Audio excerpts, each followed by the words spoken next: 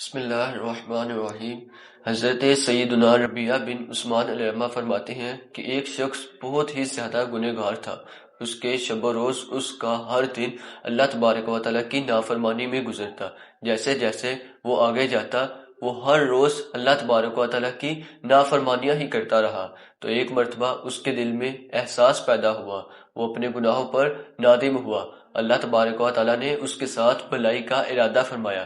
جس کے ساتھ اللہ تبارک و تعالیٰ بھلائی کا ارادہ فرماتا ہے تو اس کے دل میں احساس پیدا فرما دیتا ہے اور گناہوں پر اس شخص کو شرمندگی کی توفیق عطا فرماتا ہے۔ اسی طرح اس شخص پر بھی اللہ تبارک و تعالیٰ نے احساس پیدا فرمایا اور وہ سوچنے لگا کہ میں کس وجہ سے پیدا کیا گیا تھا اور میں کس راستے پر چل رہا ہوں۔ مجھے سیدھے راستے پر چلنا چاہیے تھا، لیکن میں اس وقت کس راستے پر چل رہا ہوں؟ میں تو آیا تھا نیکیاں کرنے کے لیے، لیکن اس وقت میں تو گناہ کر رہا ہوں۔ تو اس نے غور کیا اور اس نے سوچا کہ میں کس راستے پر چل رہا ہوں۔ اس کے غفلت کے پردے ہٹ گئے۔ جو وہ گناہوں کی طرف جاتا تھا، گناہوں والے کام کی طرف جاتا تھا، جس راستے پر چلتا تھا، وہ غفلت سے باز آ گیا، اس راستے سے باز آ گیا۔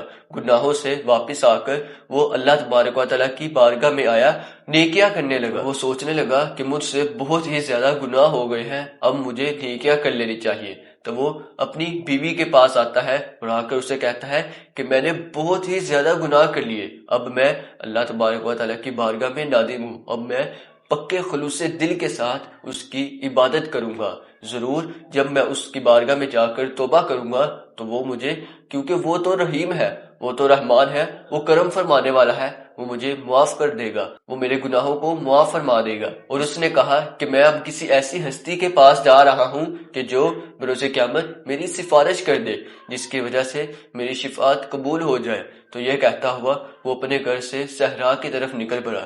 جب وہ ایک ویران جگہ پر پہنچا تو وہ جا کر زمین سے مخاطب ہو کر کہتا ہے کہ اے زمین، تم گواہ بن جاؤ کہ میں اللہ کے بارگاہ میں توبہ کرنے کے لیے آیا ہوں۔ اے آسمان، تو بھی گواہ بن جا، اے فلاں تو بھی گواہ بن جا، اے اللہ کے معصوم فرشتوں تم بھی گواہ بن جاؤ کہ میں خلوص دل کے ساتھ اللہ کی بارگاہ میں آیا ہوں اور اپنے گناہوں پر نادم ہوں، لہٰذا بروز قیامت میری سفارش ہو جائے، مجھے شفاعت مل جائے۔ اور وہ صدائیں بلند کرتا رہا، ہر چیز سے یہی کہتا رہا کہ تم میری سفارش بن جاؤ، کہ تم میری سفارش بن جانا، میں اللہ کی بارگاہ میں آ گیا ہوں۔ اسی طرح اپنی آوازیں بلند کرتا رہا اور کہتا رہا کہ میں اب سچے دل سے اللہ کی بارگاہ میں آ گیا ہوں، یہاں تک کہ وہ شخص مسلسل اسی طرح پکارتا رہا، پلا کر وہ شخص روتے روتے بے ہوش ہو کر زمین پر گر پڑا۔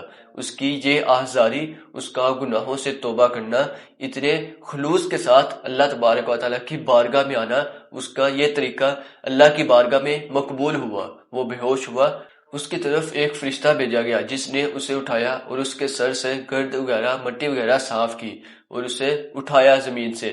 تو اس نے کہا اے اللہ کے بندے، تجھے خوشخبری ہو، تیری سفارش قبول ہو گئی، تیری شفاعت قبول کی گئی ہے، جو تو نے توبہ کی ہے، اللہ کی بارگاہ میں آیا ہے، وہ تیری توبہ قبول کر لی گئی ہے۔ تو اس نے پوچھا کہ یہ کس وجہ سے ہے، کس نے میری سفارش کی ہے، میری شفاعت کس شخص نے کی ہے؟